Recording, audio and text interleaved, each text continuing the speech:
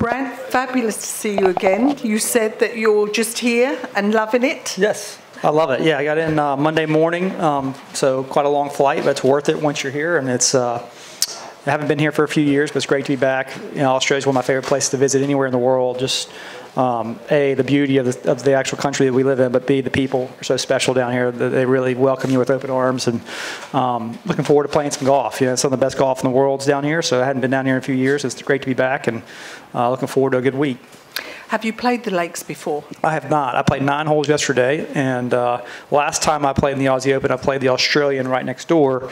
So did not get a chance to play here last time. I'm looking forward to the challenge. I played 9 yesterday, and looked quite a different golf course than the Australian next door, more kind of a placement golf course. And after seeing this place on TV the last couple times I've watched the Aussie Open, I know Greg Chalmers won here and some other guys. I know it's more about placement on this golf course and maybe anything else, which kind of lends itself to my kind of golf. So I'm excited about that and excited about the week ahead.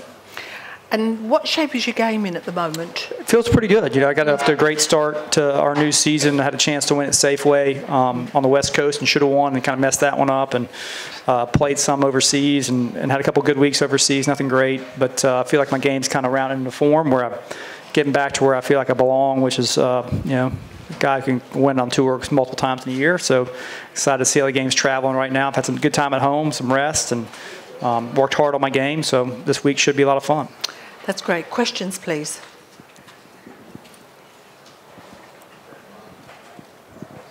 Brandt, what are your memories from 2007 when you were last here? Yeah, you know, Craig Perry won in 2007. I remember I lost by a shot in finishing runner-up, and I had to call a penalty on myself on Sunday. Ended up costing me the tournament. You know, had a ball move on me in the rough, and you know, obviously no-brainer penalty. But it's cool to see Craig win. Craig never won the Aussie Open before. I know he was in his 40s at that point. I can't remember how old he was, but it was pretty cool to see him, the emotion he had when he made that par on 18 to win, and what a big deal that was for him. So it was really cool to be a part of that and have a chance to win an Australian Open. I realize the importance of this tournament on a grand scale. When you look at the history of the game of golf, this is one of the most premier championships played. So I'm excited about being back here trying to put my name on that trophy and trying to kind of, even though I got close in 07, I didn't get the job done. I'm glad to be back, given a chance again. And the course yesterday, 9 holes? Yeah, it was, I thought, you know, I played the back 9, so more of the water placement side of the golf course. Really cool undulations and you know, green complexes here are very difficult. You know, it's going to be one of those places where you have to put the ball in the right spots on the greens to give yourself chances. If the wind blows, though, you know, it's going to be survival. Days like today, I guess, are relatively common here. So you have wind blowing 20, 30 miles an hour. It becomes just about getting the ball in play and put it on the green and kind of survive, and then obviously take advantage of the par 5s. You know, I saw some short par 5s there on the back 9 that you have to make birdies and eagles on to kind of counteract the few bad holes you're going to have when the wind's blowing this tough. Rod? Brandt, obviously a lot of the talk this year for us has been about our big local names aren't here, but I suppose more generally, what can we as tournaments do to attract people? What's the thinking process when you decide? Clearly it fits with your schedule this year. Yeah. What can we do? You know, it's tough. The scheduling becomes more and more important, you know, of how you line things up. I don't know the backstory of how you would go about changing dates and that kind of thing. It's very, a lot more complicated than I would even venture to guess, I'm sure. So, you know, I think as a general rule, players, we don't see the forest for the trees. I see how it affects my world in a little small thing. I don't know the inner workings of how it actually gets put together. You know, but date's really critical for any tournament to survive. I think having good stretches of golf together makes it easier for guys to make trips to play in big tournaments. You know, I don't know what the schedule looks like after this or before this, to be honest with you. So I couldn't tell you where that lines up. But I think that's a huge factor.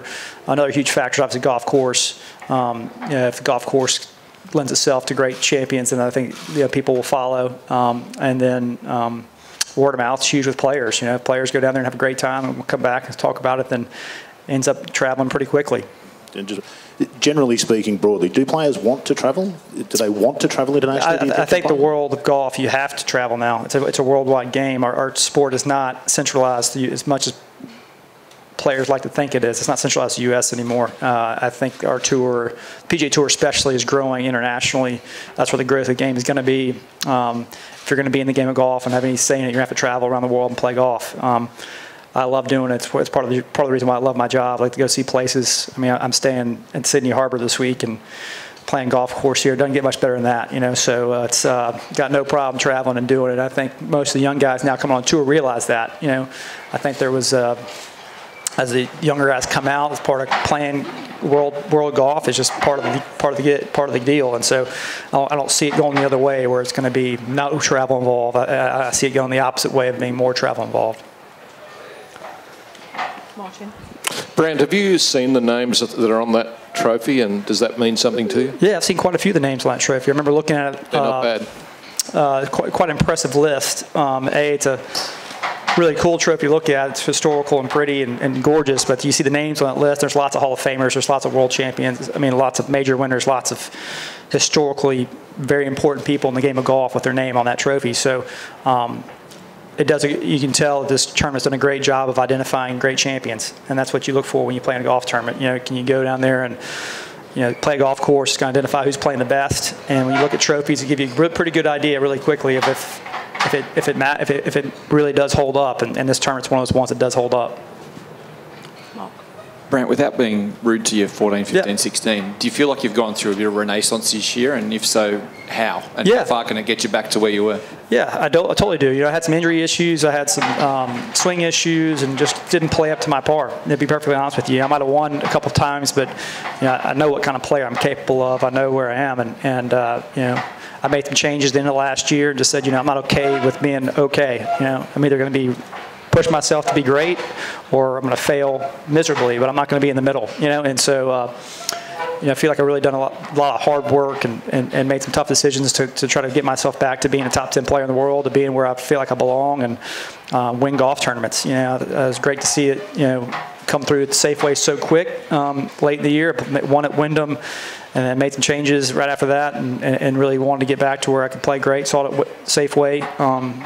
The fruits of that pretty quickly, and looking forward to seeing more of that. I just feel like my long game can get to where I can just survive a little bit, or just get a little bit sharper and better than the short game's as good as it's ever been. So excited about this next couple of years and what I think I'm capable of.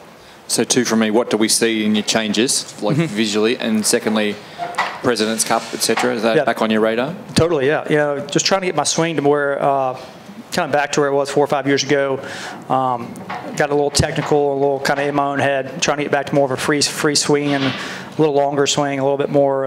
As I get older, things kind of get shorter and tighter, trying to do the opposite, get a little bit longer, and try to get a little bit more speed, just naturally, not trying to swing it hard, but just bigger turn, club in a more natural position, a lot less restriction, a lot more freedom, and let my natural talent kind of come through that. I've got my strength in my game is my hands. I've got great touch around the greens. I've got great putter, so why am I not using it in my golf swing? And so with that, there's going to be some good weeks and bad weeks, but I think my good weeks are going to be a lot better than my bad ones. So I'm excited about that. Saw it firsthand at Safeway what it could do, and excited about what it can do this week too.